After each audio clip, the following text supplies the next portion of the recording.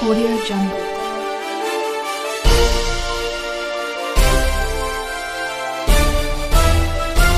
Audio Jungle. परिवार ने बताई है, आप क्या मानते हैं और क्या मांग करते हैं आप? देखिए, मुझे समझ में नहीं आता है। मैं तो कभी कभी आश्चर्य करता हूँ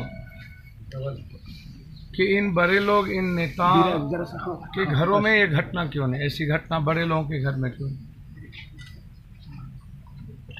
मैं सिर्फ अंजना की बात नहीं कर रहा हूँ, इसके पहले भी यहाँ कई बलात्कार घटना में हम आए। अभी बेरगनिया में प्रियांशु पटेल का बलात्कार हुआ, वहाँ भी बच्ची को जला करके मार दिया गया। मानपुर में जो कुछ मनचले गुंडे लोगों का के बारे में जो मुझे जानकारी मिली है, जो लगातार ऐसे कमजोर अच्छे परिवार जो कि अपना कामों में, अपने धंधों में जो व्यस्त रहता है, उनके बच्चियों के साथ छेड़खानी करना, उनके बच्चियों के साथ जो बात मुझको जानकारी मिली है, इसमें कहीं न कहीं इस इलाके में जो गुंडे और मजबूत टाइप के लोग हैं, जिनका कहीं न कहीं राजनीतिक रूप से किसी न किसी के साथ संबंध है। इस बच्ची की हत्या में ऐसे लोगों का हाथ है, जो लोग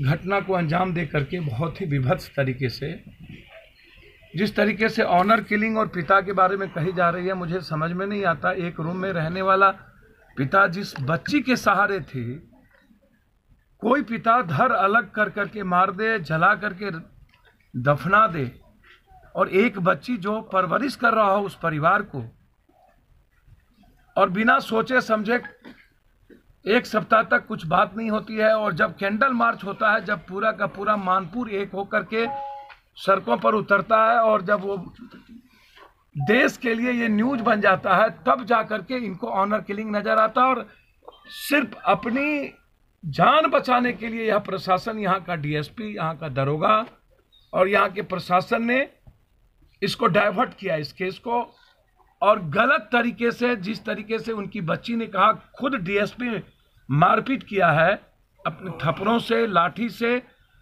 उनके हाथ से, जो मैंने देखा जिस तरीके से नक के बगल से ब्लड निकला, और थाने में जिस तरीके से माँ कह रही है कि मुझको टॉर्चर किया गया, उसके बाद उसके पिता माता की बात, फादर की बात आ रही है। मुझे समझ में नहीं आता है कि लगातार इस बिहार में मासूम बच्चियों का के साथ बलात्कार, उसके बाद फिर मार देना। यह सवाल तब भी उठा था जब ये कानून बन रहा था कि अब तो ये कानून ऐसा कर दिया, पहले तो बच्ची को लोग छोड़ देते थे बलात्कार के बाद। इस कानून, जो अभी नया कानून आया फांसी की, इस कानून के बाद तो बलात्कार के बाद सामूहिक बलात्कार होता है, और उसके बाद या सिंगल बलात्कार होता है, बच्ची फिर बचने की कोई उम्मीद नहीं बचती है, क्योंकि वह अपने सबूत को मिटा देना चाहता है। और मैं सिर्फ इतना कह सकता हूं आपसे कि यह घटना रेयर एंड रेयरेस्ट है, एक्सेप्शन केस है। इस घटना के खिलाफ मैं कोशिश करूंगा 2 दिनों के अंदर PIL फाइल करूं हाईकोर्ट में, क्योंकि मुझे नहीं लगता है कि बिहार सरकार मस्त है, दही चूड़ा खाने में मस्त है, अपने अपने कार्यालय में दही चूड़ा भोज दे रहे हैं वो लोग। विपक्ष के दुलरवा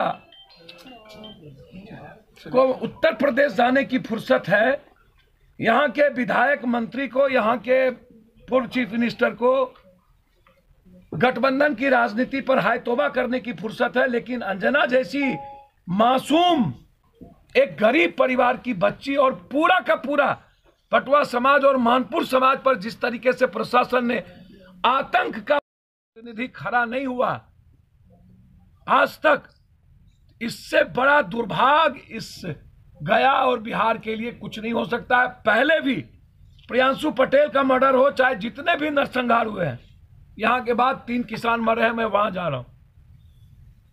क्या है दही चूड़ा, क्या है पर्व? इस मोहल्ले के लिए पर्व नहीं है, इस मासूम के घर के लिए पर्व नहीं है, दही चूड़ा नहीं है। मायावती के पैर छूने का वक्त फुर्सत है, गठबंधन में जात के वोट लेने का फुर्सत है, लेकिन बेटी के लिए फुर्सत किसी को नहीं है। और खुद बगल में विधायकों का घर, उप मुख्यमंत्री यहां से हो, और उसके बाद प्रशासन लगातार जघन्य अपराध करे।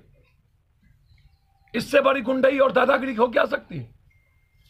बेटी के साथ आम लोगों पर जिस तरीके का भय का वातावरण बना हुआ है, इसके खिलाफ महाभारत का युद्ध होगा। मैं इस पूरे परिवार के साथ, पूरा पटवा समाज के साथ एक बाप के तरह इस बेटी के न्याय के लिए हम मरेंगे। मैं आपको वचन दे के जाता हूं, इस लड़ाई को मैं पिता के तरह लड़ूंगा। और ये लड़ाई यदि सत्य हुआ, फिर मैं कह रहा हूं, यदि गुंडे ने मारा होगा, मैं कोशिश करूंगा सीबीआई इंक्वायरी या जज इंक्वायरी हो, न्यायिक इंक्वायरी हो। और ये विश्वास करिएगा, मैं इस डीएसपी और दरोगा की नौकरी को, इसको कोई भगवानों नहीं बचा सकता।